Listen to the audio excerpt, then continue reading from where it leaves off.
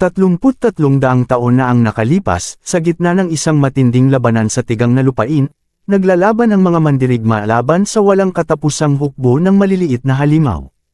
Isa sa kanila ang napasigaw sa pagkadismaya, dahil walang humpay ang paglitaw ng mga ito. Napansin ng isang babaeng maitim ang buhok na nagsimula ng mangitlog ang Calamity Demon. Agad namang sumagot ang isang mandirigmang pulang buhok na puno ng panghihinayang, na muli na naman silang nahuli. Tinanggap na lamang niya ang sitwasyon at sinabing wala na silang magagawa kundi muling isakripisyo ang lahat upang maipigitan ang demonyo. Bigla na lang may boses na umalangaw, iginiit nitong hindi na kailangan ang ganoong sakripisyo. Kasunod noon, isang napakalakas na sinag ng bughaw na enerhiya ang sumabog at nilipol ang lahat ng halimaw sa isang iglap. Mula roon ay lumitaw ang isang misteryosong lalaking maitim ang buhok at may kumpiyansang anyo. Nagulat ang mga mandirigma nang tanungin niya kung bakit sila nahihirapang labanan ang mga ganoong kaliit na kalaban. Agad siyang nakilala ng babae at tinawag ang kanyang pangalan, Liam. Laking pagtataka ng kanyang mga kasama at hindi nila maunawaan kung paano niya nagawa ang ganoong mapangwasak na atake. Isa sa kanila ang nagkomento na magaling na si Liam noon pa man, ngunit ang kayang gawin nito ngayon, ang lipulin ng lahat ng anak ng demonyo sa isang hampas, ay ibang antas na talaga. Habang may isa sa mga mandirigma na nagtatanong pa, buong yabang na ipinahayag ni Liam na nasamsam na niya ang kakayahang tinatawag na Ability Number 108 at ginawa niya itong kanya. Lubos na nabigla ang kanyang mga kasama sa narinig. Ngunit kahit matapos ang kanyang makapangyarihang pag-atake, patuloy pa ring lumalabas ang mga halimaw mula sa bitek ng lupa. Ikanalito ni Liam ang hindi pa rin natatapos na pagdagsa ng mga ito, kaya agad niyang pinakawalan ang panibagong bug zone ng enerhiya. Muling nagulat ang kanyang mga kasama sa matinding lakas na kanilang nasaksihan. Patuloy na naglalabas ng kapangyarihan si Liam. Ipinahayag niyang siya na ang ganap na hari, makakaya ang lahat matapos makuha ang 108 na kakayahan. Inutusan niya ang iba na magtago sa kanyang likuran at matapang na sinabi na siya lamang ang tatalo sa Calamity Demon. Lumapit siya sa isang napakalaking hukay kung saan unti-unting lumilitaw ang dambuhalang Calamity Demon at patuloy na nangangitlog ng napakaraming halimaw na kumakain ng tao. Mariing sinabi ni Liam na hindi niya hahayaang makapagsilang ito ng ganoon karaming nilalang. Kaagad niyang pinakawala ng isang makapangyarihang gintong ataking tulad ng lubad, na may panatang huhugutin niya ang demonyo mula sa kinaroroonan nito. Sa lakas ng kanyang kapangyarihan, nagawa niyang hilahin palabas ang halimaw. Doon lumantad ang tunay na anyo ng Calamity Demon, isang napakalaking, nakapandidiri at nakakatakot na nilalang. Gumanti ito sa pamamagitan ng isang sinag ng kulay ube bilang atake. Agad namang bumuo ng kontra si Liam upang hadlangan ang atakeng iyon. Nagbanggaan ang dalawang kapangyarihan at nagresulta sa isang napakalakas na pagsabog. Humarap si Liam sa halimaw na muling lumilitaw kada 300 taon at mariing sinabi na doon na magwawakas ang lahat. Simula pa sa sinaunang panahon, patuloy nang nakikipaglaban ang mga tao sa ganitong uri ng kasuklam-suklam na nilalang at sa mga halimaw na ipinapanganak nito. Ang mga lumalaban upang pakse ng Calamity Demon ay kilala bilang 100-man unit.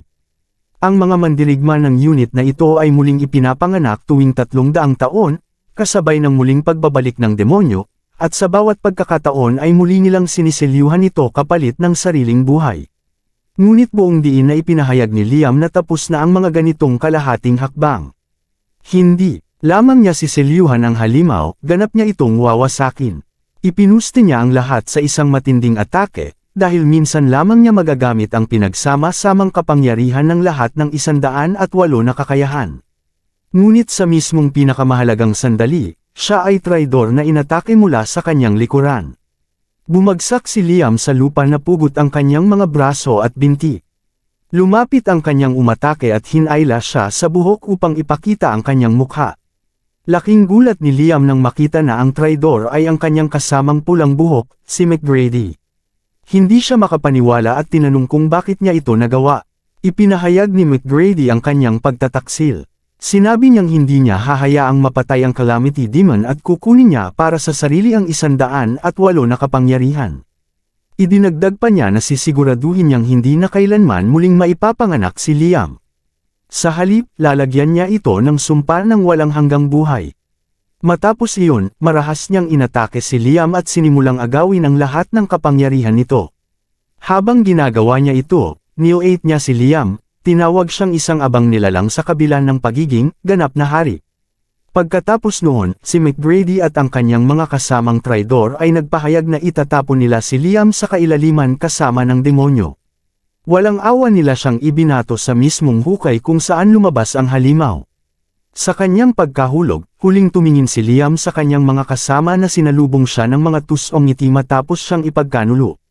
Ginamit nila ang isang mahiwagang selyo upang isara ang bitek, at masayang pinagmasdan iyon ni McGrady.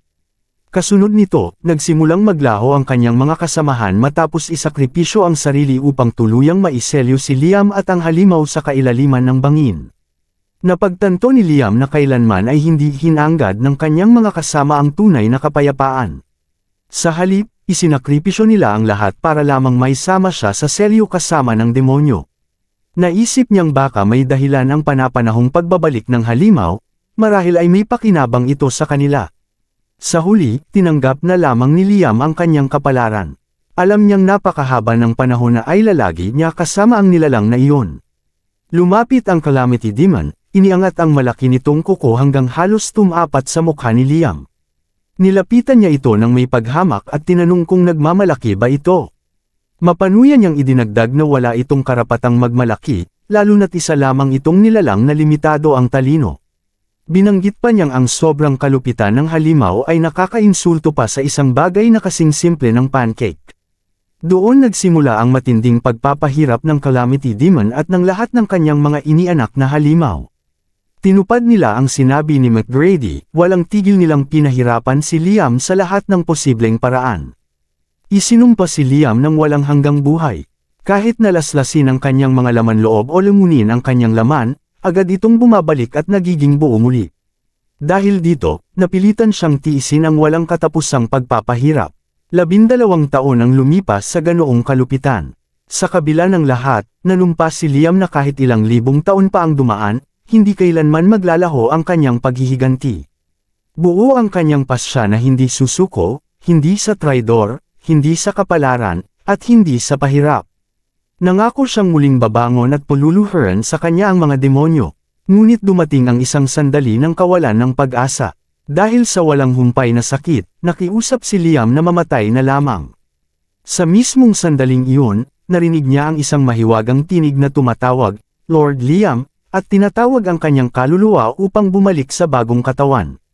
Hinayla ang kanyang kaluluwa mula sa kailaliman at dinala sa maliwanag na liwanag. Nang magkamalay siya, nasa bagong katawan na siya.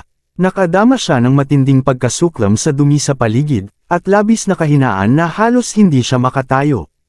Narinig niya ang mga tao na nagtatawanan at tinatawag ang kanyang katawan bilang Kai. Nilalay nila siya, at isa pa ang nagtanong kung namatay na ba ito. Sagot naman ng isa, hindi siya magpapakamatay para lang sa isang katulad ni Kai. Nang makita nilang buhay pa ito, napagdesisyonan nilang parusahan siya dahil pinanabakan lang sila. Nagtawanan sila at sinabing ilulubog nilang muli si Kai sa lawa. Pagmulat ni Kai, napaligiran siya ng mga estranghero. Nabulalas niya na parang bulong, Diyos ko, sino ba ang mga taong ito? Ngunit biglang sumugod sa kanyang isipan ang mga alaala ng mga mapang-abusong kabataang nagpapahirap sa kanya. Hinayla nila siya sa buhok at marahas na isinubsob ang ulo niya sa tubig. Sa gitna ng pang-aabuso, may bagong dumating, isang lalaking nagngangalang Joshua. Sinaway niya ang mga kasama at sinabing masyado silang maluwag. Kinuha niya ang isang maliit na bote at ipinakita ito, sabay sabing tuturuan niya sila kung paano ito dapat gawin. Ipinaliwanag niyang sinumang malason ng gamot na iyon ay gagawa ng pinakakakaibang sayaw na makikita. Nagmamakaawa si Kai na tumigil sila, sinasabing nakakaadik ang gamot. Ngunit iniutos ni Joshua sa iba na hawakan siya ng mahigpit. Pilit na nagpumigla si Kai at nakiusap muli, ngunit tinurukan pa rin siya ng gamot sa braso. Agad na nagkikisay ang kanyang katawan nang wala siyang magawa. Sinubukan niyang pigilan ang pagsusuka, ngunit hindi niya nakontrol at nagsuka siya ng malakas. Sa halip na maawa, nagtawanan lamang ang mga nambubuli sa kanya habang natutuwa sa kakaibang paggalaw ng kanyang katawan. Si Joshua naman ay inutusan siyang sumayaw, na parabang isa lamang siyang papel na nakasabit sa mga tali. Makalipas ang ilang sandali ng matinding pangingisay, bumagsak ang katawan ni Kai sa lupa. Nagtawanan ng may pangungutya ang mga nambubuli, kinukutya siya sa kanyang kahinaan. Ngunit hindi pa natatapos ang kanyang paghihirap, dahil tumayo si Joshua sa kanyang harapan at malamig na nagtanong kung sino ang nagbigay sa kanya ng pahinga. Sinipa pa siya nito habang nakahandusay. Naalala ni Kai kung paano nakatayo si Joshua sa ibabaw niya noon, sarkastikong inuutos na bumangon siya at sumayaw hanggang sa mamatay. Bumalik ang tagpo sa kasalukuyan, nakahiga pa rin sa lupa si Kai, nang biglang pumasok sa kanyang isipan ang isang nakakadiring alaala. Doon niya tuluyang naunawaan ang katotohanan ng kanyang sitwasyon. Isa sa mga mas malalaking bully ang nagalit sa narinig niyang mumunting bulong ni Kai. May halong paghamak niyang tinanong kung ano ang kanyang sinabi. Ngunit biglang lumitaw ang isang kumpiyansang ngiti sa labi ni Kai habang nakahandusay pa rin sa lupa. Lalong nagalit ang bully, hinablot siya sa damit at sumigaw sa kanyang mukha, pilit na hinihingi ang paliwanag sa ngiti niya. Sa isang mabilis na galaw, mahigpit na hinawakan ni Kai ang palso ng bully gamit ang nakakagulat na lakas. Doon niya napagtanto na kahit hindi pa niya lubusang nauunawaan ang lahat, isang bagay ang malinaw, ang mga nasa harapan niya ay pawang mga basura lamang. Sa tinig na puno ng paghamon at mga matang kumikislap sa apoy ng paghihiganti, mariing sinabi ni Kai na ang basura ay nararapat lamang maparusahan. Tinanong pa niya ang mga ito kung hindi ba sila sumasang-ayon. Lubos itong ikinagalit ng malaking bully na marahas na hinawakan ang kanyang kwelyo at galit na sumigaw, hindi makapaniwala na tinawag silang basura ng may ganoong kapal ng mukha. Ngunit hindi man lang pinansin ni Kai ang banta. Sa halip, inalay niya ang lahat ng atensyon upang maramdaman ang mahiwagang kapangyarihan na nasa kanyang bagong katawan. Nadismaya siya nang matuklasan na mahina lamang ito, isang simpleng kapangyarihan ng yelo. Samantala, nagbitaw ng malakas na suntok ang bully, sabay sabing ipapakita niya kay Kai ang tunay na kahulugan ng sakit. Ngunit bago pa man tuluyang tumama ang kamao nito sa kanyang mukha, binalutan ni Kai ng yelo ang kanyang braso at hinarang ang suntok gamit ang isang matalim na talim ng yelo na nabuo sa kanyang bisig. Nabigla ang bully at hindi makapaniwala sa kanyang nakita. Nagtaka siya kung ano ang totoong nangyari kay Kai at bakit bigla itong nagkaroon ng ganoong kapangyarihan. Ngumiti si Kai ng may katusuhan at sinabi rito na wala na siyang takas. Pagkasabi noon, inihampas niya ang kanyang braso na balot ng yelo at pinabagsak ang bully sa lupa, dahilan para ito ay mapasigaw sa sakit. Tumayo si Kai sa ibabaw ng kanyang natalong kalaban at malamig na tinawag itong kawawa, habang ang bully ay umuungol pa rin mula sa matinding kirot. Nagulat at natakot ang ibang mga bully sa kanilang nasaksihan. Hindi nila lubos maisip kung paano biglang naging malakas si Kai. Doon napagtanto ni Kai na ang orihinal na may-ari ng katawan na ito ay hindi marunong gumamit ng kanyang kakayahan ng tama. Sa kabila ng kanyang panalo, dama pa rin niyang napakahina ng kanyang katawan. Kahit ibinigay niya ang lahat ng lakas sa kanyang hampas, ramdam niyang hindi pa rin sapat. Nang makita ng iba pang bully ang nangyari, binalot sila ng matinding takot at nagsimulang magtakbuhan. Ngunit iniunat ni Kai ang kanyang kamay at pinakawalan ng kapangyarihan ng yelo, na agad umabot sa kanila at nagpahinto sa kanilang pagtakas. Lumapit siya ng mahinahon at malamig na nagsalita, at ngayon, sabay nag-isip kung paano niya sila haharapin. Tumayo siya sa harap ng isa at inutusan itong haborin ang kanyang damit at ibigay sa kanya, ipinaliwanag na nakakadiri ang kanyang kasuotan dahil amoy latian. Pagkatapos, tumingin siya sa isa pa at sinabi na ang jacket nito ay magsisilbing pamunas ng kanyang kamay. Matapos magsuot ng malinis na damit at makuha ang kailangan niya, tumingin si Kai sa mga natitigang bully at sinabi niyang sapat na iyon. Lumiko siya at naglakad palayo, iniwan silang nabigla at nahihiya. Habang papalayo, napansin ni Kai ang takot sa kanilang mga mukha at napaisip siya na baka ay dagadal niya na lang silang lahat sa latian. Kitang-kita ang takot sa kanilang mga mata. Isa sa kanila ang yumuko at nakiusap, sinasabing natuto na sila at humihingi ng tawad, at pilit nagmamakaawa ng kapatawaran. Tumugon si Kai ng malamig at tinanong kung ano ang ibig nilang sabihin. Pinakita niya na naaalala niya kung ilang buhay na ang kanilang kinuha, at pinuna niya na ang pag-aakala na sapat na ang simpleng paghingi ng tawad ay napakamakasarili. Sa desperadong pagtatangkang magligtas ng sarili, napaluhod ang nagmamakaawang bully at inihagis ang lahat ng sisi kay Joshua. Sinabi niya na hindi nila kasalanan ang nangyari, at si Joshua ang nag-uutos sa kanila kaya hindi raw sila makalaban. Naalala ni Kai ang pangalang Joshua at tinawag siyang maliit na tuta sa loob ng isip. Nagpatuloy ang bully sa kanyang pagkukwento at inamin na ang ideya ng larong, Descendant of Liam, na ginamit laban kay Kai ay galing daw kay Joshua. Naging interesado si Kai sa pangalan ng laro, kaya ipinilit niyang ipaliwanag ng bully. Sa galit at may utos na tono, inutos ni Kai na sagutin ang tanong. Agad namang nagsimulang magpaliwanag ang bully dahil sa takot. Sinabi ng bully na ang Descendant of Liam ay isang laro na ipinapasa-pasa sa mga estudyante ng Royal Academy of Magic. Ipinaliwanag din niya na ang sinumang mapipili bilang Descendant of the Traitor. Nang marinig ang pangalang Liam Hale, pinarusahan siya ng lahat ng estudyante sa akademya sa iba't ibang paraan. Nang banggitin ang pangalan, natigilan si Kai sa kinatatayuan niya. Nagulat ang bully sa kanyang naging reaksyon at sinabi pa na kahit mga bata ay alam ang kwento ng pagkatalo ng traidor na si Liam Hale, na tinaguri ang pinakamasamang kontrabida ng kanyang panahon at tinalo ng 79 na bayani. Naunawaan ni Liam na ang tinatawag niyang mga huwad na nagwagi ay ganap na binago ang kasaysayan. Ngumiti siya ng palihim at nagpasya na dapat may tama ang kasaysayang ito. Pagkatapos nito, pinilit ni Liam ang mga bully na samahan siya pauwi. Ang lugar na kanyang tinutuluyan ay tila isang guho, dahilan para magbulungan ang mga bully kung bakit niya sila pinipilit na sumama sa kanyang wasak na tahanan.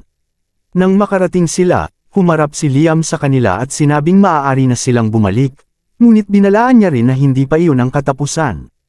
Paglapit ni Liam sa pintuan ng kanyang tirahan, isang lalaking nakasuot ng formal na damit ang lumabas at nagtanong kung nakabalik na ba ang kanyang kamahalan. Doon napagtanto ni Liam na ang katawan na kanyang tinatahanan ay pag-aari ng isang miyembro ng pamilyang Maharlika. Ngunit napansin niyang, hindi katulad ng malinaw na alaala ng pambubuli, wala siyang mahugot na ibang impormasyon mula sa isipan ng katawan na ito, na para bang tinatanggihan ng utak ang mga alaala. Kaya't direkta niyang tinanong ang lalaki tungkol sa pinagmulan ni Kai. Sumagot ang lalaki at sinabi na si Kai ay ang ikawalong prinsipe ng kaharian. Nagtanong si Liam kung bakit hindi siya nakatira sa kastilyo gaya ng iba pang miyembro ng pamilya Maharlika. Ipinaliwanag ng lalaki na may mga espesyal na dahilan na pumipigil dito.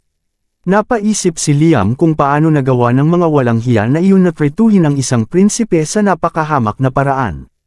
Pansamantala niyang binitawan ang usapin tungkol sa mga bully at napansin niyang ang katawan ni Kai ay halatang hirap sa malnutrisyon. Habang papasok na siya, tinawag siya ng punong mayordomo at pinigilan sandali. Nilapitan siya nito at nagtanong, may halong pag-aalala, kung ano ang nangyari sa kanya, dahil tila isa na siyang ganap na ibang tao. Sa una, nagduda si Liam at naisip kung paano naglakas loob ang isang lingkod na questionin ang mga salita at kilos ng isang prinsipe, at kung ito ba'y insulto laban kay Kai. Ngunit agad niyang napagtanto mula sa tingin ng lalaki na iyon ay tapat na pag-aalala lamang. Nagpasya si Liam na maging lantad. Inisip niya na hindi niya kailanman balak na umasta gaya ng orihinal na Kai. Kaya buong katapatan niyang sinabi sa nagulat na punong mayordomo na ang Kai na kilala nila ay patay na. Nabigla at hindi makapaniwala ang lalaki, ngunit iniutos ni Liam na mula sa sandaling iyon, dapat niyang ituring ang sarili bilang lingkod ng ibang tao. Makalipas ang ilang oras, habang natutulog si Liam sa marangyang silid, nagkaroon siya ng panaginip na bumalik siya sa nakaraan, mahigit 2,100 taon na ang lumipas. Sa panaginip, nakikipaglaban siya at ang kanyang mga kasamahan laban sa mga halimaw. Isang dalaga ang sumigaw, tinatawag si McGrady na itinuturing niyang nakatatandang kapatid. Si McGrady, ang pulang buhok na mandirigma, ay nag-alinlangan kung kaya ba nilang manalo, iniisip na masyado pang maaga para sa kanila. Ngunit pinigilan siya ng kasamang si Mina at hinikayat na huwag magsalita ng ganoon. Bigla na lang silang inatake ng dambuhalang halimaw. Matindi nitong sinaksak si McGrady at itinapon siya sa ere, dahilan para mapasigaw ng takot si Mina. Pagkatapos ay hinarap ng halimaw si Mina at dinakma siya. Sa kanyang sugatang kalagayan, napasigaw si McGrady, nakiusap na tigilan ang dalaga at huwag siyang saktan. Sa sandaling iyon, isang napakalakas na sinag ng enerhiya ang biglang lumabas at winasak ang mga halimaw. Dumating si Liam at idineklara na nakarating siya sa tamang oras. Lumapit siya kay McGrady na sugatan at sinabi na bahagya na lamang itong nabubuhay. Hindi makapaniwala si McGrady sa nakita at tinanong kung dumating ba talaga si Liam para iligtas sila. Naramdaman niyang nahihiya siya sa sarili dahil kumilos siya ng mag-isa, kahit pa dati idineklara niyang hindi siya aasa sa tulong ni Liam. Hindi pinansin ni Liam ang kanyang ipinagmamalaki at tinawag na kaduwagan ng ganoong salita. Sinimulan niyang gamutin si McGrady gamit ang mahika at tiniyak na ligtas na sila ngayon. Tinanong niya rin ang kalagayan ni Mina at pinaalalahanan si McGrady na nasa kalagitnaan siya ng pagkolekta ng mga materyales para sa pagpapalakas nila. Lubos na nagpasalamat si McGrady at inamin na bagamat madalas siyang inisin ni Liam, iniligtas nito ang kanilang mga buhay. Hinawakan niya ang kamay ni Liam at nangakong hinding-hindi niya kakalimutan ang utang na iyon. Nagising si Liam mula sa kanyang panaginip at naunawaan kung ano ang dapat niyang gawin. Naupo siya sa kama, puno ng determinasyon na habulin ang mga walang utang na loob at pilitin silang ibalik ang kapangyarihang ninakaw nila sa kanya. Ngunit bago ang lahat, naisip niyang dapat muna niyang ipahayag ang kanyang pasasalamat kay Kai, na nagbigay sa kanya ng katawan bilang sisidlan. Kinabukasan, sinalubong siya ng punong mayordomo at sinabi nitong handa na ang agahan. Pag-upo ni Liam sa mesa, natuklasan niyang pareho pa rin ang inihain, isang simpleng pagkain na inihandog sa kanya kahapon. Tinikman ni Liam ang pagkain at nagngingit-ngit sa pagkasuklam, naisip niyang sobrang pangit ng lasa. Ipinaliwanag ng punong mayordomo na siya mismo ang nagluluto ng mga ulam dahil wala raw siyang ibang mas matatawag na kusinero sa palasyo. Nabanggit din ng lalaki na hindi siya sanay magluto at iyon daw ang dahilan. Nagbiro si Liam sa sarili ng malamyos na sinabi niyang hindi siya makapaniwala na ganoon ang ikalawang buhay na natanggap niya. Nag-umpisa ng humingi ng paumanhin ang punong mayordomo dahil sa kahirapan ng pagkain. Ngunit pinutol siya ni Liam at sinabi niyang hindi dapat mag-sorry ang lalaki kung wala namang kasalanan. Gayunman, iginiit ni Liam na kailangang ayusin agad ang kalagayan ng pagkain kinabukasan. Habang naglalakad patungo sa akademya, narinig ni Liam ang mga mag-aaral na pinag-uusapan ang pag-aaral ng kasaysayan ng mahika. Nagtaka siya kung paano niya mahahanap ang mga kaaway ni Kai sa lugar na iyon. Halos hindi pa niya natatapos ang pag-iisip nang biglang hamarang sa kanya ang isang grupo ng mga estudyante na pinamumunuan ni Joshua. Tiniyakan ni Joshua nang may pangungutya kung nagpa siya na ba siyang pumasok sa paaralan. Agad na naalala ni Liam na siya ang Joshua na nambubuli kay Kai. Sinabi ni Joshua na narinig niyang pinagsipa ni Kai ang kanyang mga kasama kahapon, at may mapanuksong ngiti pa siyang idinagdag na sobra raw iyon. Pagkatapos ay inudyok ni Joshua ang mga iba, na ang paghamak ng isang tinawag nilang, descendant of Liam, ay hindi dapat palampasin. Sumang-ayon ang mga estudyante nang may sigasig at sinigaw na ang pagsalungat ay isang malaking kahambugan na dapat pagbayaran, kailangan daw turuan siyang matutong umayon sa kanyang lugar. Inutos ni Joshua na lapitan at atakihin siya. Kagaya ng dati, umatake ang mga estudyante kay Liam, hindi sa mga kamao, kundi sa pamamagitan ng paghulog ng mga bato sa kanya. Pinagtawanan siya ng mga estudyante habang nakatayo lamang siya, hindi gumagalaw, at tinutokso pa kung sobrang takot na ba siya kaya iihi na lang sa pantalon. Tahimik si Liam sa sandaling iyon, ngunit biglang bumuhos ang dugo mula sa kanyang ulo. Naunawaan niya sa sarili na ito ang sakit na matagal nang tinitiis ni Kai. Bigla namang natigilan ang mga estudyanteng nambabato, nanginginig sa takot nang makita ang matalim na titig ni Liam. Galit na sumigaw si Joshua at tinanong kung sino ang nag-utos sa kanila na huminto, pero wala ni isa ang sumagot dahil sa sobrang takot. Nang makita ni Joshua na pumalpak ang kanyang mga tauhan, siya na mismo ang kumilos. Nilapitan niya si Liam at sinabing siya na mismo ang bubugbog dito. Tinawag niya itong basura at sumugod, sabay sigaw na dapat malaman ni Liam ang kanyang lugar. Ngunit nang tumama ang kamao ni Joshua sa kamay ni Liam, agad na nabasag ang kamay ni Liam dahil sa kahinaan ng katawan. Naalala niya na marupok pa rin ang kanyang bagong katawan, pero agad niyang pinagaling ang sugat at malamig na sinabing wala namang problema. Nagulat ang lahat ng nakamasid, hindi makapaniwala kung gaano kadali niyang napagaling ang kanyang sarili. Itinaas ni Joshua ang kanyang kamay at tinawag siyang nakakainis na hayop, saka lumikha ng bowl ang apoy. Pagkatapos ay pinakawalan niya ang napakalakas na atake, sabay sigaw na mamatay na siya ng payapa. Ngunit itinaas ni Liam ang kamay at bumuo ng panangga mula sa yelo. Madali nitong hinarang ang apoy at nang tumama ang atake, tumalbog pa ito pabalik kay Joshua. Kasama ng kanyang mga kasamahan, tinamaan si Joshua at nagtalsikan silang lahat sa ere bago bumagsak sa lupa na walang malay. Nanood lang ang ibang estudyante, tulala sa pagkagulat. Kalma lang na nakatayo si Liam at nagkomento na wala man lang siyang naramdamang totoong pagtutol mula sa kanila. Sa sandaling iyon, lumabas ang isang matabang lalaki na halatang guro sa akademya at tinanong si Kai Asher kung ano ang ginagawa nito, sabay akasang siya ang gumagawa ng gulo. Mayabang pa nitong idinagdag na mukhang kailangan pang turuan ng mas maayos si Kai. Agad na sumagot si Liam na sila ang unang nanggulo, ngunit hindi siya pinakinggan ng guro. Pinagbawalan siyang sumagot at inutusan na sumunod agad. Habang inilalakad siya palayo, nagbulungan ang mga estudyante. May nagsabi na tama lang kay Kai ang nangyari, at isa pa ang nagbiro kung ilang linggo raw muli siyang mawawala para makarecover, sabay alok na tayaan ito. Bigla namang sumakit ng matindi ang ulo ni Liam at sa isang iglap, nakita niya ang alaala ng tunay na Kai, kung paano ito inilalayo at pinahihirapan ng parehong guro. Naunawaan niya na ang sakit na iyon ay isang memorya mula sa orihinal na Kai, at ang gurungang ito ay isa sa mga nanakit sa kanya noon. Pinutol ng guro ang kanyang pag-iisip, pinagalitan siya dahil sa kabagalan, at mariing sinabi na ang mga tamad ay kailangang disiplinahin. Tinitigan niya ang guro ng malamig at naisip na disiplina nga ang gusto nito. Dahil dyan, may lumitaw na nakakatakot na ngiti sa kanyang mukha at nagpasya siyang siya ang mag-aayos ng nabubulok na sitwasyon at palolekasan ang burong iyon.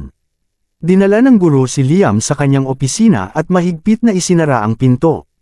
Sinabi ng guro na 3 araw na niyang binigyan ng gabay si Liam, pero muli itong gumagawa ng gulo. Nagsimula siyang manli, tinawag si Liam na huwad na royalty at pervertido na nasisiyahan sa pisikal na parusa. Pinagpatuloy ng guro ang pangungutya, sinabing amoy palaboy ang kalalabasan ni Liam dahil sa pinagmulan ng dugo ng isang prostituta at isang bumagsak na kaharian.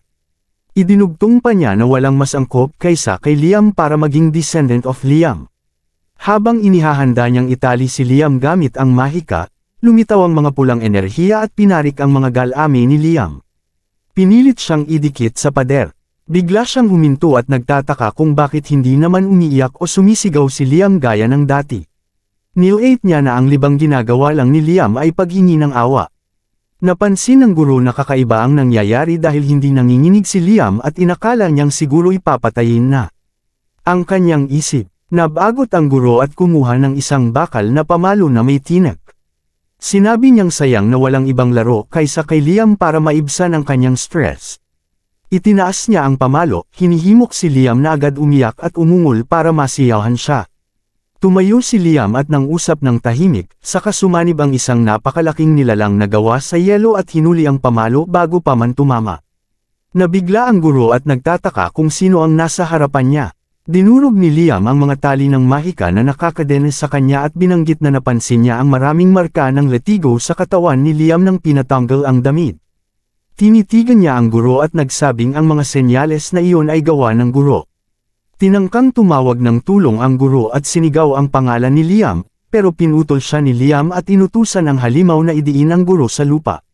Nagsimulang magsalita ang guro, ngunit pinagbawalan siya ni Liam at sinabihan na babasagin ang kanyang braso kung magsasalita ng walang pahintulot.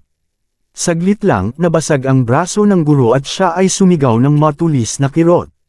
Mahigpit na ipinaalala ni Liam sa guro na sinabi niyang huwag itong magsasalita. Binalaan niya pa na ang kaliwang kamay nito ang susunod, kaya natahimik ang guro sa matinding takot. Sinabi ni Liam na malinaw na labis ng sinaktan ng guro si Kai. Sinubukan namang ipagtanggol ng guro ang sarili, at sa isang iglap ay may sumilip na alaala ni Kai sa isipan ni Liam. Ipinilit ng guro na bahagi lamang ng edukasyon ang lahat ng ginawa niya. Bigla siyang napahawak sa bibig nang maalala niyang muli siyang nagsalita kahit may babala si Liam. Ngumiti si Liam ng sarkastiko at sinabing, "Ganun ba?" Dinagdag pa niya na kung talagang may matututunan mula sa paghahampas ng letigo, mas mabuting ipakita ng guro kung ano ang aral na iyon. Inutusan niya itong hampasin ang sarili gamit ang letigong may mga tinek. Mariing tumanggi ang guro at sinabing hinding-hindi niya iyon gagawin. Ngunit tinanong siya ni Liam sa mabagsik na tinig kung mas pipiliin ba niyang matusok ng palaso ng yelo kaysa hampasin ang sarili. Habang lumilitaw ang mahiwagang bilog sa kanyang kamay, ngumiti siya ng nakakatakot at sinabing hindi niya masisiguro na mabubuhay pa ang guro kung agad niyang pipiliin ang palaso. Nagbago ng isip ang guro at pumayag na sa parusa. Inutusan siya ni Liam na bilasan ito at huwag kalimutang haborin ang kanyang mga damit. Umupo si Liam ng tahimik sa isang silya habang nakaluhod sa harap niya ang guro, hubot-hubad maliban sa kanyang salawal, umiiyak at hawak ang letigong may tinek. Nagsimulang hampasin ng guro ang kanyang sarili, at sumisigaw siya sa bawat hampas na tumatama. Pagkalipas ng ilang sandali, damyugo at nanghina siya, at nagtanong kay Liam kung sapat na iyon. Kalma lang ang sagot ni Liam, oo, ganyan ulit ng 100 beses pa. Nanlaki ang mga mata ng guro sa matinding takot. Pagkatapos ng 100 hampas, bumagsak siya sa sahig, ang likod niya puno ng sugat at dugo, at mahina niyang nasabi na tapos na. Ngunit tinanong siya ni Liam kung bakit tila nakahinga pa siya ng maluwag, at idinugtong niyang hindi niya balak na pakawalan ito. Nabuksan ang mga mata ng guro sa matinding takot habang nakatitig kay Liam na malamig at walang awa ang tingin. Nasa sukdulan na ng pighati at sindek ang guro, habang ang mga estudyante sa labas ay nagtataka kung ano ang nangyayari. Bigla na lamang lumikha si Liam ng napakataas na halijing yelo sa gitna ng paaralan at inilagay doon ang hubot-hubad na guro sa tuktok, kung saan nagsimula itong sumigaw ng tulong. Inutusan ni Liam ang guro na umamin sa harap ng buong paaralan tungkol sa ginawa niya kay Kai. Nagmakaawa ang guro na ibaba muna siya, pero hindi pinansin ni Liam at pinindot ang daliri. Nagsimulang matuno ang yelo sa tuktok ng haligi, kaya natulak at nagsimulang madulas ang guro pababa. Tumangala si Liam mula sa ibaba at pinilit siyang magmadali at umamin bago siya mawalan ng balanse at mahulog sa takot. Nang magsimula ang malakas na pag-amin ng guro, inamin nito na gumagamit siya ng pisikal na parusa kay Kai. Hiniling ni Liam na maging mas tiyak siya, kaya sinabi ng guro na nilinis niya ang katawan ni Kai at paulit-ulit na hinampas ng sinturon. Inamin pa niya na tinawag niyang edukasyonal ang mga ito, pero sa totoo lang ay paraan lamang iyon para maibsan ang kanyang sariling stress. Nagkunwaring nagulat ang mga estudyante habang ang guro ay sumisigaw at inako ang kasalanan, sinasabing walang nagawang mali si Kai at marami siyang pinahirapan ng hindi makatarungan. Humantong ang pag-amin sa pag-iyak ng guro at sa paghingi niya ng tawad. Nagsalita ang mga estudyante na ang guro na nagngangalang Pierce ay wala ng lugar sa akademya dahil sa dambuhalang iskandalo. Lumingon si Liam sa mga nagbubulong-bulong na mag-aaral at tinanong kung nakakatuwa ba ang nangyari sa kanila. Napahinto sila at nagdilim ang mga mukha. Tinanong ni Liam kung sila ba ang mga descendant of Liam at sinabi niyang nakakadiri sila sa kanya. Itinuturo ni Liam ang mga vulnerableng nagbulong, saka itinaas ang tingin sa guro na nasa tuktok ng halijing yelo, at sinabi niyang iyan ang kapalaran ng sinumang nanakit kay Kai Asher. Nagbabala siya na sinumang may parehong kasalanan gaya ng sa lalaking iyon ay pagdusahin din, at walang makakatakas. Sa mga matang kumikislap ng bughaw na ilaw, inutusan ni Liam ang lahat na manginig at hintayin ang kanilang kapalaran. Natigilan ang lahat ng estudyante, kasama si Joshua, sa sobrang takot at katahimikan. Mula sa malayo ay pinagmamasdan ni Joshua ang eksena, puno ng pasa ang kanyang mukha at lihim na nagmumura laban kay Kai. Nilapitan siya ng isang babaeng mahaba ang kayumangging buhok at tinawag siyang kahabag-habag. Samantala, sa loob ng marangyang opisina, nagsalita ang isang matandang lalaki na tila siya ang punong guro ng akademya. Sinabi niyang nalampasan na ni Kai ang lahat ng linya sa pagkakataong ito. Tahimik lang na nakatayo si Kai sa harap niya, habang idinagdag ng headmaster na ito ang kauna-unahang beses mula nang itatag ang akademya na isang estudyante ang nang-insulto ng guro. Sa loob ng opisina, sumigaw ang isang kalbong lalaki kay Liam, tinutulig sa ang kanyang kawalang galang na asal. Tiningnan siya ni Liam ng malamig, at sa isang iglap ay natakot ang headmaster, pati na ang babaeng nasa tabi niya na si Ginang Keller, at ang kalbong lalaki. Ipinaliwanag ni Liam ang kanyang ginawa, sinasabi na ibinunyag niya si Guru Pierce dahil pinahihirapan nito si Kai Asher ng di makatarungang parusa para lamang masiyahan ang kanyang baluktot na pagnanasa.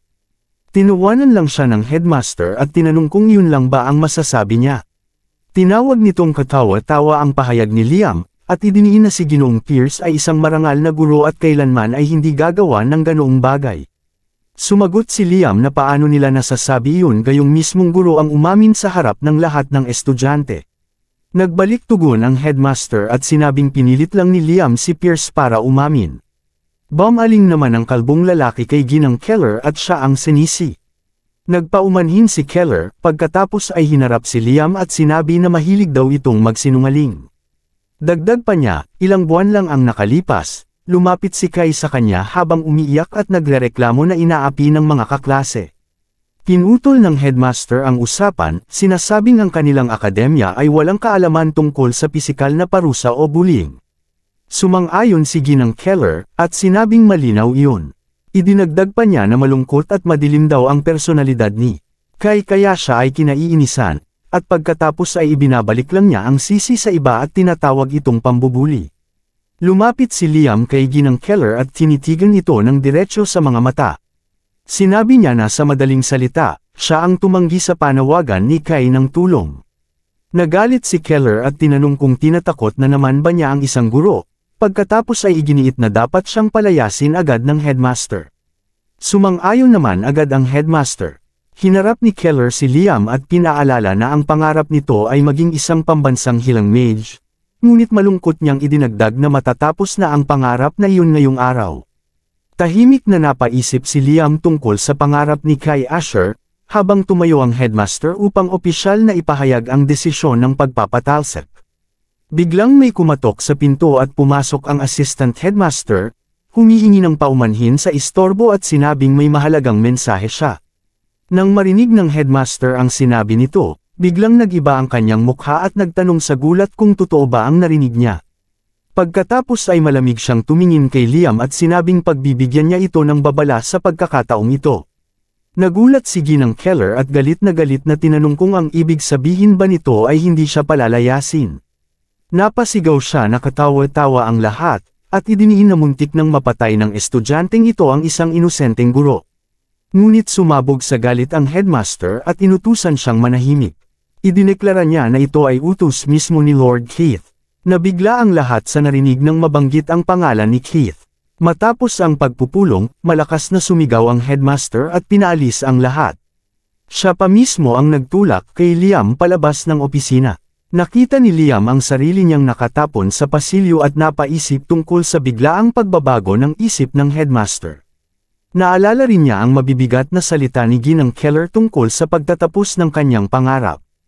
Naisip niya kung isa rin ba ito sa mga dapat gantihan ni Kai, at napagpasyahan niyang kailangang halukayin ang mga alaala ni Kai upang malaman ang katotohanan. Habang naglalakad, nakaramdam siya ng presensya sa kanyang paligid. Paglingon niya, nagulat siyang may isang dalaga na nakatayo sa dulo ng pasilyo. Sa sandaling iyon, biglang sumagi sa isip niya ang isang masakit na alaala. May tinig siyang narinig na nanunuya, ito ang napala mo, Mr. Absolute King. Nabalikan niya ang tagpo ng kanyang pagtataksil, kung saan iniutos ni McGrady kay Violet na saktan pa siya, at pumayag naman ito. Ginamit ni Violet ang kanyang mahika upang pahirapan siya. Inutusan naman siya ni McGrady na maglaho sa kanyang paningin at isinumpa siyang dumanas ng walang hanggang pagdurusa habang itinatapon siya sa bangin. Naalala rin niya ang ngiti ni Violet habang pinagmamasdan siyang bumabagsak. Nagbalik siya sa kasalukuyan, kung saan papalapit ang dalaga at sinabing may nais itong sabihin sa kanya. Naisip ni Liam ang sandaang mandirigmang kasama niyang lumaban noon ngunit siya rin ang pinagtaksilan. Naalala niya na ang mga mandirigmang ito ay nagmamana ng kapangyarihan at alaala at muling isinilang kada 300 taon. Kaagad niyang napagtanto na ang babaeng nasa harap niya ngayon ay walang iba kundi ang bagong inkarnasyon ni Violet. Lumapit ang dalaga kay Liam at bago pa man ito makapagsalita, bigla siyang umatake at idiniin ito sa dingding.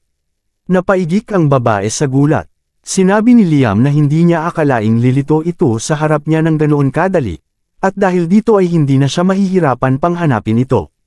Tinawag niya itong Violet, ngunit nagkunwari itong walang alam at nagtanong kung sino si Violet. Hinawakan siya ni Liam sa leeg at sinabing desperado itong kumakapit sa buhay. Tinanong niya kung talagang Iniisip nito na makakaligtas siya matapos ang ginawa. Nauutal ang babae na hindi raw niya naiintindihan ang sinasabi ni Liam. Bigla itong nagbitaw ng spell at gumamit ng malakas na hangin para itulak siya palayo. Tinawag ni Liam itong Tuso, dahil ginamit niya ang kapangyarihan ng Diyos ng hangin, isang kapangyarihang ninakaw mula sa kanya. Matapos magbitaw ng kasinungalingan, halatang nanghina si Violet matapos gamitin ang kapangyarihan. Sinabi ni Liam na isang sayang na yaman ang hawak nito, dahil hindi niya ito makontrol at hindi pa nga nagagamit ang 10% ng tunay na lakas nito. Idiniin ni Liam na hindi ito karapat-dapat maging tagapagdala ng kapangyarihan, at idineklara niyang babawiin niya ang ninakaw na lakas mula rito. Ngunit bago pa siya makakilos, biglang tumusok ang matinding sakit sa kanyang katawan at bumuga siya ng dugo. Napagtanto niyang ang paggamit ng mahika ay labis na bumigat sa mahina at marupok na katawan na kanyang tinatahanan. Pakiramdam niya ay parang tingga ang kanyang buong katawan, hanggang sa siya'y bumagsak at mawala ng malay. Pagmulat ng kanyang mga mata, nakita niyang nakahiga siya sa kama. Nakatayo sa gilid niya ang babaeng kilala niya bilang Violet at ang kanyang punong butler. Masaya namang sinabi ng dalaga na mabuti at nagising na siya, pero tumingin si Liam sa kanya nang may pagtataka at nag-isip kung bakit siya nandoon. Sinubukan ng babae na pigilan siyang bumangon at sinabing dapat siyang magpahinga, pero mariin niyang inalis ang kamay nito at nagtatakang ano ba talaga ang nangyayari. Doon na nakialam ang punong butler at nakiusap kay Ginoo Liam na huwag tretuhin ng ganoon ang babaeng nagligtas sa kanya. Nalito si Liam at inulit ang salitang niligtas ako. Ipinaliwanag ng butler na si Lady Bridget ang nag-asikaso sa kanya nang siya ay nawala ng malay, at siya rin ang nagdala sa kanya ng ligtas pabalik sa palasyo.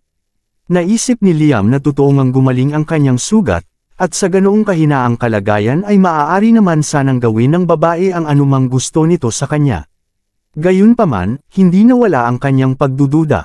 Muli niyang hinarap ang babae at tinawag itong Violet, saka tinanong kung ano ang tunay nitong binabalak. Mariing itinanggi ng babae ang akusasyon at ipinilit na siya ay si Bridget Fortescue, kaklase niya sa akademya.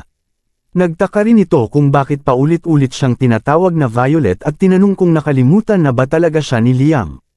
Inakusahan ni Liam ang babae na nagpapanggap at nagsabi na ito ang kunwari ay nagkakaroon ng pagkawala ng alaala. Tinanong niya kung hanggang kailan nito ipagpapatuloy ang pagkukunwari. Ipinaalala pa niya na ginamit ng babae ang kapangyarihan ng Diyos ng hangin, ang parehong kapangyarihang ninakaw mula sa kanya noong nakaraang buhay. Para kay Liam, iyon ang malinaw na patunay na si Bridget ang muling pagkakatawang tao ni Violet, at imposibleng magkunwari itong ibang tao matapos ilantad ang kapangyarihang iyon.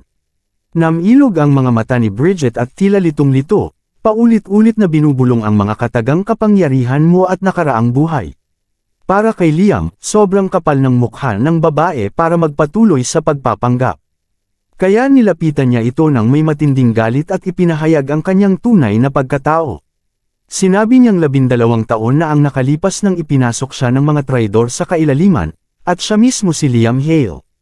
Nagulat si Bridget nang ulitin ang pangalan, at nag-isip kung siya nga ba talaga ang maalamat na figure. Napansin ni Liam na tila totoo ang naging reaksyon nito, na parabang talagang wala itong alam tungkol sa kanya, isang bagay na nakapagpagtaka sa kanya. Hinawakan niya ang baba ni Bridget at nagduda kung talagang wala itong naaalala. Handang-handa na sana siyang gumamit ng mahika nang. Biglang sumabat ang punong butler, na gumamit ng kulay ubing enerhiya upang pigilan siya. Nakiusap ang butler na tigilan na ni Liam ang ganoong pagtrato kay Lady Bridget. Noon ay napagtanto ni Liam na ang kanyang butler ay hindi isang ordinaryong tao. Tinawag niya itong Morrison at diretsyong tinanong kung kaninong panig ba ito. Sumagot si Morrison na noon pa man at magpakailanman ay nasa panig siya ni Liam, at iyon ang dahilan kung bakit siya nakialam. Ipinaalala pa niya ang sinabi mismo ni Liam, na si Kai ay wala ng silbi, at tinanong kung ang ibig bang sabihin nito ay ang katawang iyon ay hindi na kay Kai kundi tirahan na ngayon ng espiritu ni Liam Hale. Muli siyang nagtanong, siguradong nais makumpirma, kung ang espiritu na nasa katawang iyon ay kay Liam Hale nga at hindi kay Kai. Sumang-ayon si Liam at sinabing ikukwento niya ang lahat ng hirap na pinagdaanan nila ni Kai.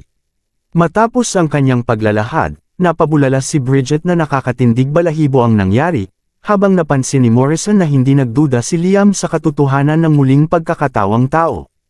Hindi rin naman nakapagtataka dahil 13 taon nang kilala ang sekretong iyon, na ang mga mandirigma ng 100-man unit na nakikipaglaban sa Calamity Demon ay nagmamana ng kanilang alaala at muling isinisilang. Ipinaliwanag naman ni Bridget na ang kapangyarihan ng Diyos ng hangin na taglay niya ay galing sa kanyang pagkatao noong nakaraang buhay. Yumuko siya ng malalim bilang paghingi ng tawad at umamin na wala siyang alaala tungkol dito, ngunit humingi siya ng dispensa alang-alang sa sarili niyang nakaraang anyo. Nag-alok din siyang isauli agad ang kapangyarihan ng Diyos ng hangin. Ngumiti si Liam at sinabing siyempre ibabalik ito ni Bridget, ngunit hindi doon nagtatapos ang lahat. Ipinaalala niyang 13 taon siyang ikinulong kasama ng Calamity Demon at tinorture sa lahat ng posibleng paraan. Ipinangako niyang mararanasan din ng mga traidor ang parehong paghihirap. Naisip niya sa sarili na nagkamali ang mga ito nang ibalik siya, at ngayong nagpapanggap ang mga ito ng pagkawala ng alaala upang makaiwas sa kanyang paghihiganti, wala siyang balak magpakita ng kahit kaunting awa. Gayunman, napagtanto ni Liam na kung totoong nawala nga ang kanilang mga alaala, hindi magiging sapat ang kanyang paghihiganti. Para maging makatarungan sa kanyang paningin, kailangan muna niyang ibalik ang kanilang mga alaala bago niya sila gantihan. Sinabi niya kay Bridget na babasahin niya ang mga alaala nito gamit ang mahika ng pagbasa ng isip. Inunat niya ang kanyang kamay, ngunit wala itong epekto. Muling sumabat si Morrison at ipinaliwanag na ang tanging mahika na kaya ni Kai ay mahina at simpleng yelo lamang. Nakaramdam ng inis si Liam na hindi niya magamit ang ganoong kasimpleng kapangyarihan. Napagtanto rin niya na hanggang ngayon ay hindi pa rin niya nasisipsip ang kapangyarihan ng Diyos ng hangin mula kay Bridget.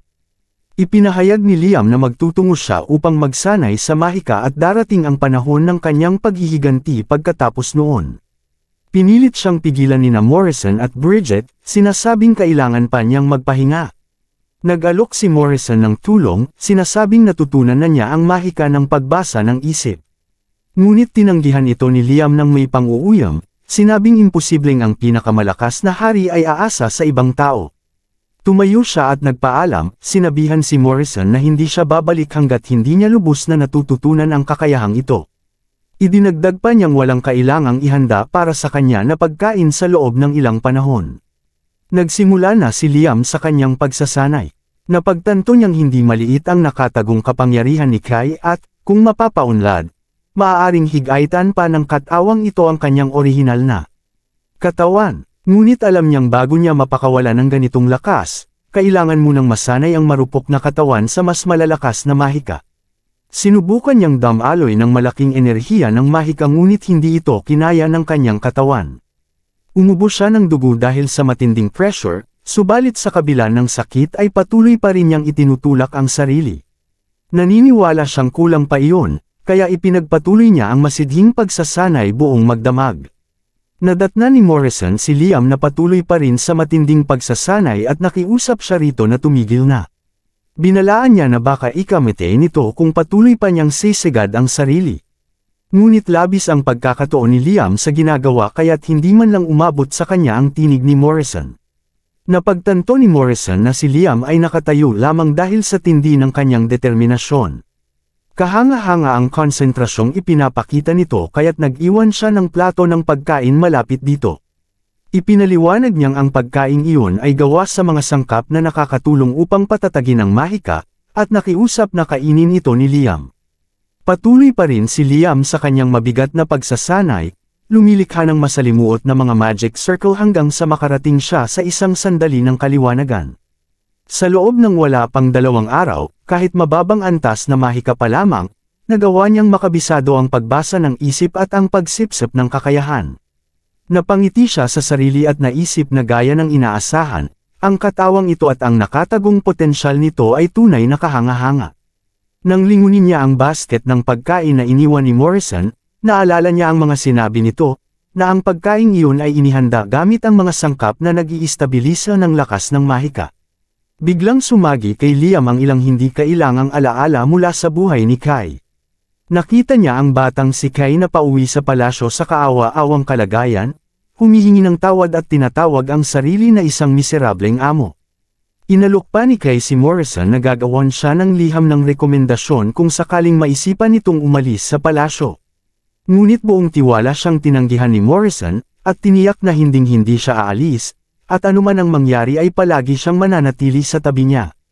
Matapos maalala ni Liam ang alaala ni Kay, naupo siya at kinain ang pagkaing iniwan para sa kanya, na halos mapanas na sa tagal ng panahon. Nang mabusog siya, nagpasya siyang magpahinga sandali. Pagbalik niya sa palasyo, napansin niyang nakabukas ng maluwang ang pintuan, bagay na nakapagtataka.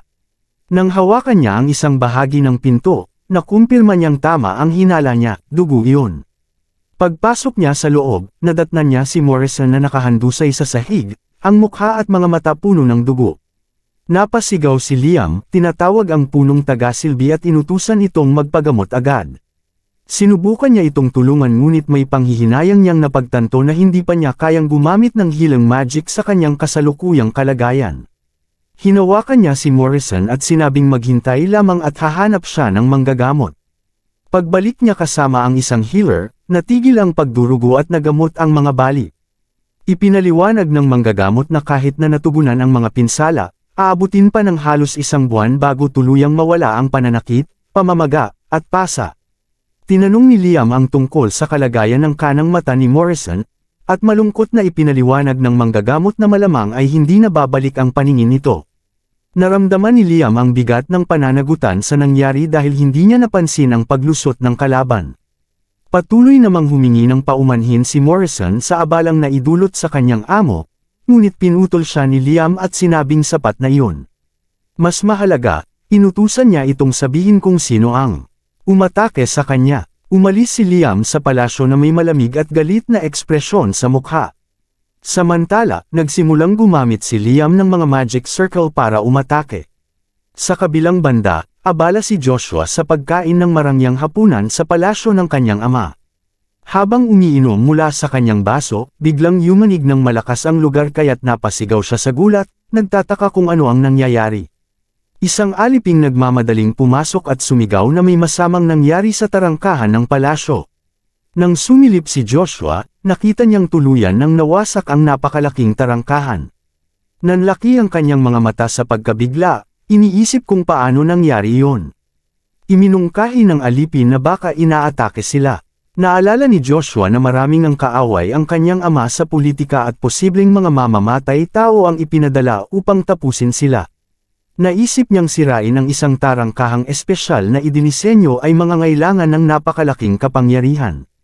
Kaagad niyang inutusan ang kanyang mga bantay na siguruhin ang tarangkahan at protektahan ang silid.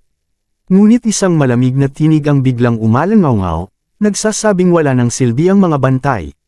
Nagpakita si Liam sa pintuan ng silid at malamig na sinabing siya ang hinahanap ni Joshua. Galit na sumigaw si Joshua at inutusan ang kanyang mga tao na patayin si Liam. Agad na sumugod ang mga personal na bantay ngunit agad silang nilipol ni Liam gamit ang alon ng ice magic. Sa isang iglap, bagsak ang lahat ng bantay sa sahig, talunan. Sa tono ng panlalait, tinanong ni Liam si Joshua kung talaga bang inisip nitong mapipigilan siya ng mga ordinaryong bantay. Napatayo si Joshua sa galit at pagkadismaya, saka gumamit ng fire magic at pinakawala ng sunod-sunod na fireball laban kay Liam. Ngunit madali itong hinarang ni Liam gamit ang isang ice shield. Ang lakas ng pagsabog ay nagpatamba kay Joshua mismo, dahilan para mapasigaw siya. Nagtataka kung sino ba talaga ang taong ito, sabay sigaw sa mga alipin na gumawa ng paraan. Sinabi ni Liam kay Joshua na mukhang wala ni isa man doon ang gustong tumulong sa kanya. Nang lumapit si Liam, kitang-kita ang takot sa mukha ni Joshua. Tinanong siya ni Liam kung alam ba niya kung bakit siya naroon. Nauutol na sagot ni Joshua na hindi niya alam. Tinitigan siya ni Liam ng matalim sa kamariing nagtanong kung may lakas loob ba siyang magsinungaling. Nang alog ang tuhod ni Joshua sa takot, binalaan siya ni Liam na mag-isip ng mabuti bago magsalita, at diretsyong tinanong kung siya ba ang anak ng taong namumuno sa lugar na ito. Ipinaliwanag ni Liam na matagal nang ginagawa ni Joshua ang gusto niya, palaging nagtatago sa kapangyarihan ng kanyang ama. Kaya raw kilala siya ng pinunong mayordomo. Ngunit ayon kay Liam, hindi iyon ang totoong problema. Ang tunay na isyu ay ang taong nakipagsabuatan kay Joshua. Idinikit ni Liam ang isang matalim na yelo sa mata ni Joshua at sinabing bihasa sa mahika ang kanyang pinunong mayordomo. Kaya imposible na nagawa iyon ni Joshua ng mag-isa. Tinanong niya kung sino pa ang kasama niya noon bukod sa karaniwan niyang mga tagasunod. Napalunok si Joshua at mariing itinanggi na may ibang kasama siya. Napuno ng galit si Liam at binalaan siyang huwag siyang pilitin ulitin ang tanong at mag-isip ng mabuti bago magsalita. Pagkatapos, muling tinanong ni Liam ng matalim kung sino ang naroon. Nang hihina na sa takot, bumagsak si Joshua at nakiusap na huwag siyang patayin. Nangako siyang magsasalita na. Inamin niya na ang taong kasama niya noon ay ang kanyang kamahalan, Haring Keith. Agad na naalala ni Liam ang sinabi noon ng pinuno ng akademya, na ang pagkakabasura ng kanyang expulsion order ay utos mismo ni Lord Keith. Habang pinagdurugtong niya sa isipan ang mga pangyayari, patuloy na nakiusap si Joshua ng kapatawaran. Tahimik na nag-isip si Liam kung si Keith nga ba ang totoong kaaway ni Kai.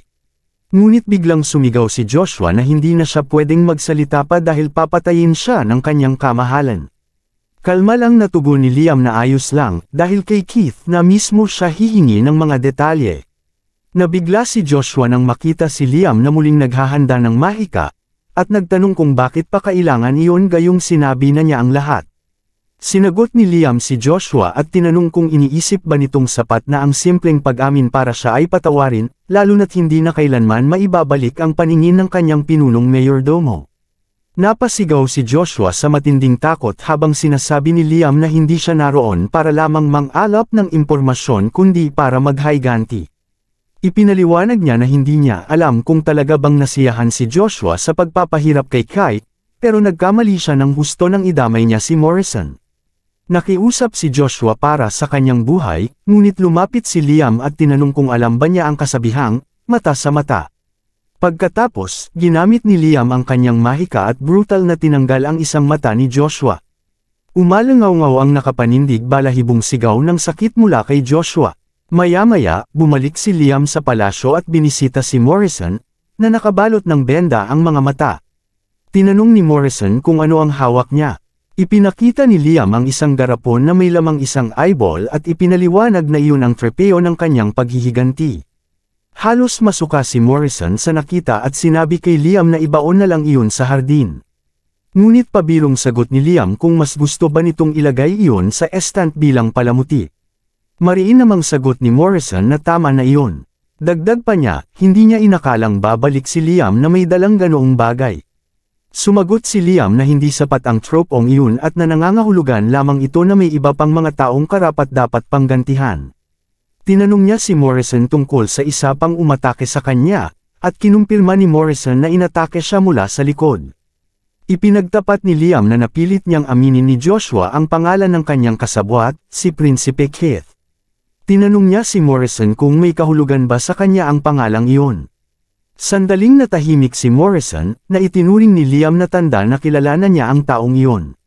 Saka sinabi ni Morrison na ayaw na niyang maghayganti laban sa taong iyon. Sinabi ni Liam na wala siyang interes sa mga nais ni Morrison. Sagot naman ni Morrison na wala rin namang dahilan para ipaghiganti siya ni Liam sa simula pa lang, pinaalala niyang hindi na siya si Ginoong Kai. Sumang-ayon si Liam na wala na siyang kinalaman dito, ngunit iginiit niyang itinuring siya ni Kai bilang kakampi noon.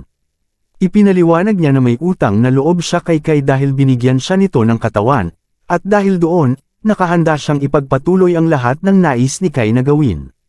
Idinagdag pa niya na ang taong nagngangalang Keith ang malamang na tunay na pumatay kay Kai. Sa alaala ni Liam, narinig niyang umiiyak si Joshua sa matinding sakit matapos itong mawalan ng isang mata. Lumayo siya mula sa palasyo ni Joshua at inutusan ang mga alila na buhatin ang isang babaeng nawalan ng malay at bigyan ito ng lunas.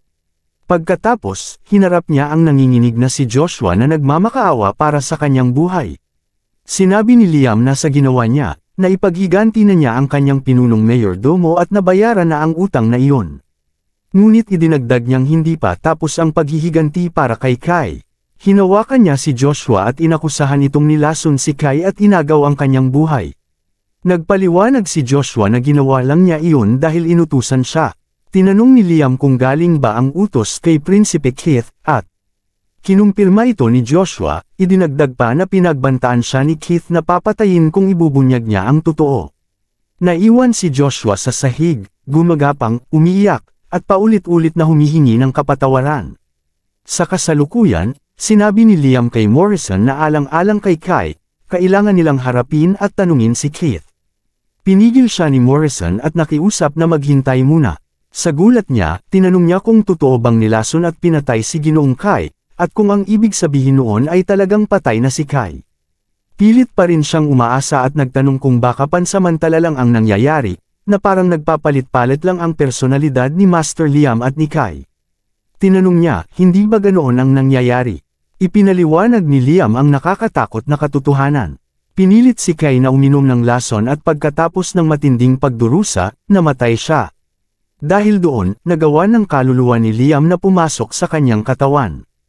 Idinagdag pa niya na ang isang katawan ay maaari lamang maglaman ng dalawang kaluluwa, kaya't wala na ang kaluluwa at personalidad ni Kai sa katawang ito. Nang marinig ito, bumagsak si Morrison sa sahig, gulat at hindi makapaniwala. Maya-maya'y napahagulgol siya, naalala kung gaano kabuti at kabait si Ginoong Kai. Naalala niya kung paano ito laging may malinis na puso, hindi nagtatanim ng galit, anuman ang mangyari.